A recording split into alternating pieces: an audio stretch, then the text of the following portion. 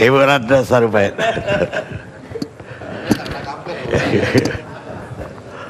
Oke. Selamat malam semuanya. Assalamualaikum warahmatullahi wabarakatuh. Waalaikumsalam. Kalau orang biasa berbohong dan membuat cerita-cerita aneh yang itu tuh lama-lama dia nggak tahu lagi apa yang dia bohong loh. Karena udah terus-menerus gitu. Makanya kita jadi asik nontonnya, jadi kayak tontonan ya. Itu psikologis tuh karena terus diulang-ulang. Jadi dia nggak tahu dia kapan bohong, kapan kebenaran. Karena dia nggak pernah mencari kebenaran. Ini tipe orang kayak gini. Dia bisa ngomong apa aja. Saya tadinya agak tidak percaya ada orang yang seperti itu, tapi malam ini aku nonton.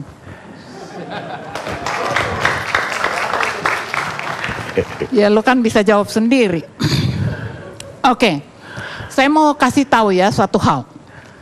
Kan dari tadi dia bilang hoax. Aku masih orang yang percaya pada ucapan Rocky Gerung bahwa pusat hoax itu ada di kekuasaan. Aku orang yang percaya dengan itu. Jadi kalau mau tanya buktinya mana? Ya, itu janji-janji presiden sederet begitu, itu bukan hoax. Dan rakyat menunggu dan ada dampaknya. Dampaknya apa? Kita kelaparan, kita teriak, tolong ini, malah dikasih ide-ide aneh gitu, segala suruh nawar lah, suruh apalah. Itu kan membuat keresahan, membuat sesuatu yang tidak ada kepastian. Jangan, aku nggak menyalahkan orang membela. Anda udah menganggap di blog itu dan menganggap itu benar, oke, tetapi juga tetaplah jadi orang yang kritis. Jangan dengan mencaci orang, kamu menganggap dirimu kritis. Itu bukan kritis. Itu bagian dari kurang ajar bahkan terhadap dirimu sendiri. Jangan kita, karena ini, saya terlalu mahal ini forum menurut saya, kalau kita bicara bohong-bohong dan aneh-aneh. Ada fakta kok di depan mata kamu, kok kamu lihat, kok emang kamu gak pernah lihat orang kesusahan di pasar? Kamu ngomong soal TKA. Kamu turun gak? Kamu lihat nggak ke pabrik-pabrik? Kamu pergi nggak ke tambang nikel? Kamu cuma mendengar ucapan menteri dari presiden yang salah malah menurut gua.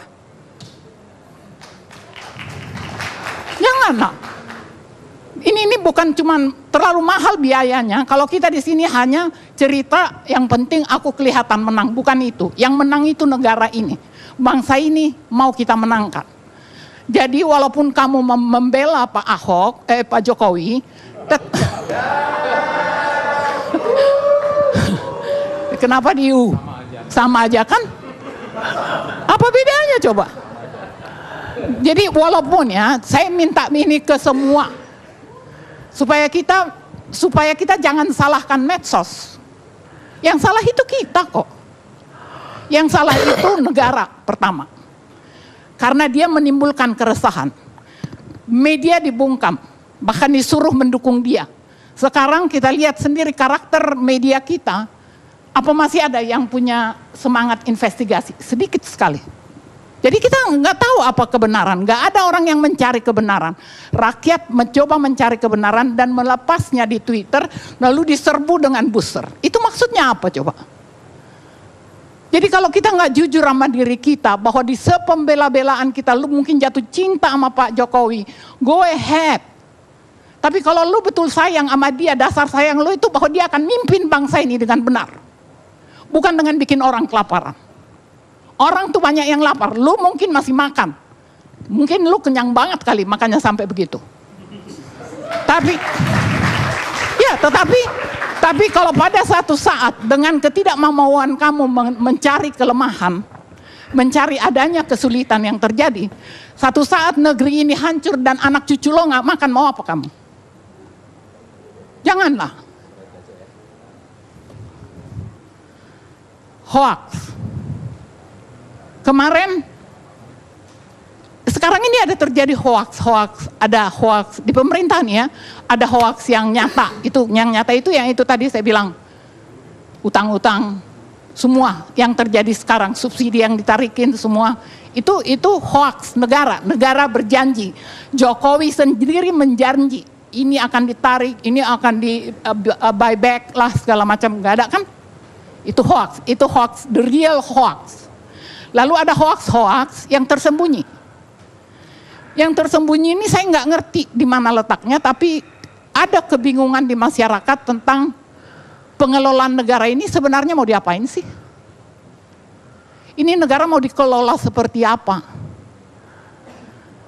Ada hajatan besar di Jakarta, buat aku itu penting. Asian Games itu hanya terjadi sekian kali 30 sekian tahun. Dan itu datang ke Indonesia, harusnya itu memang dikelola dengan benar. Ya, tetapi ada bencana di sana. Dua-duanya sama penting. Jangan sampai pemerintah itu keluar dari istana, ini istana khawatir Indonesia rugi jika tetapkan bencana nasional. Di tengah-tengah kemeriahan yang begitu mewah, negara berani mengatakan seperti ini. Negara apaan ini? Pakai akal dong. Mungkin harus ada peraturan ujian kemanusiaan dulu baru boleh jadi presiden. Kalau enggak mengerti arti kemanusiaan, jangan jadi presiden. Ini apa? Ini sama halnya dengan di Toba. Lalu kata-katanya turis tuh nggak datang untuk tahu cerita masa lalu. Yang penting pemandangannya di Toba bagus. 164 jenazah ditinggalkan di dasar hanya dalam 2 minggu. Ada bupati agak setengah tolol mendebat-debat saya di sebuah pertemuan di Medan.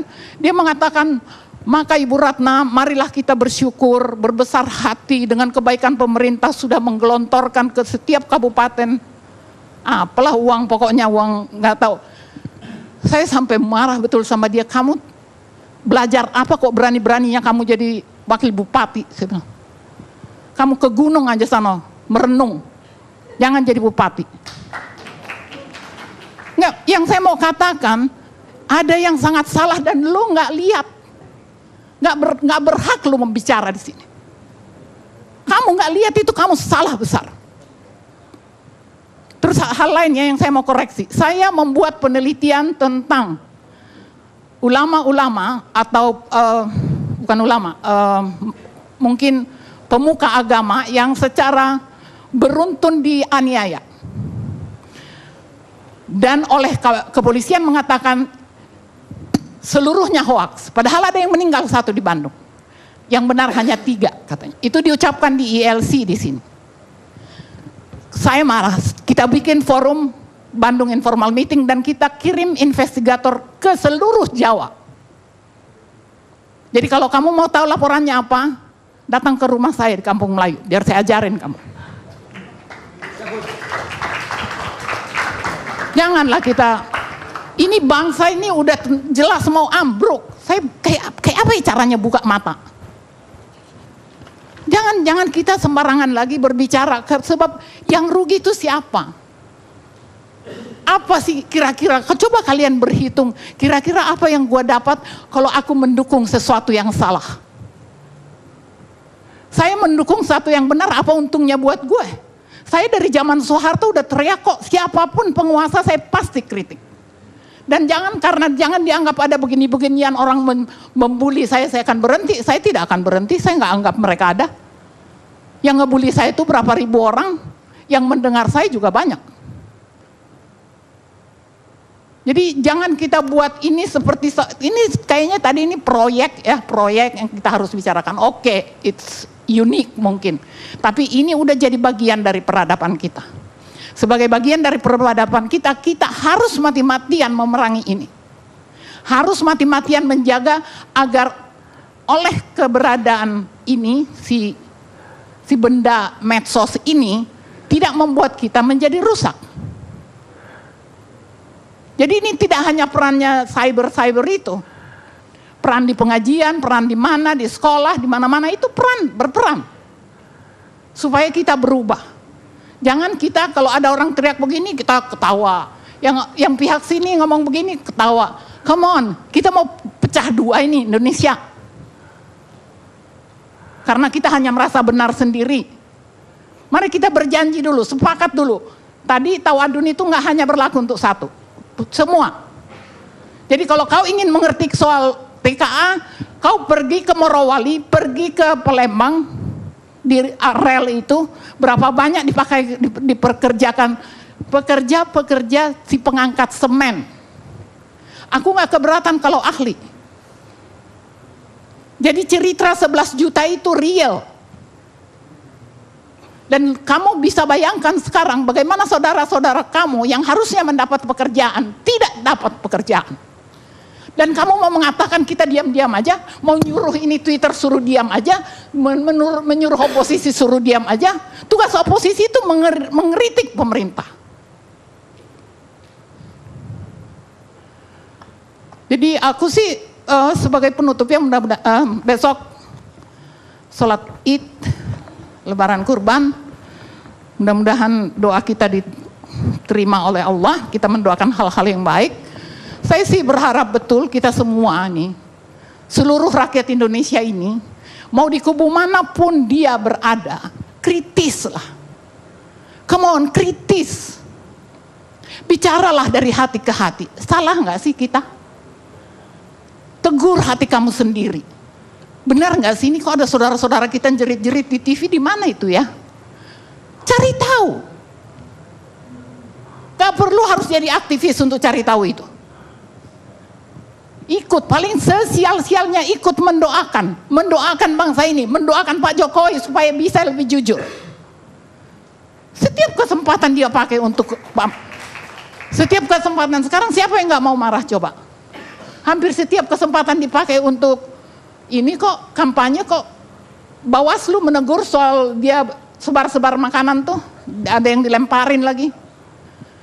Tapi nggak mempan kan Pak? Nggak disuruh tangkap polisi kok. Ditangkap aja kalau kayak gitu tuh, bikin peraturan baru.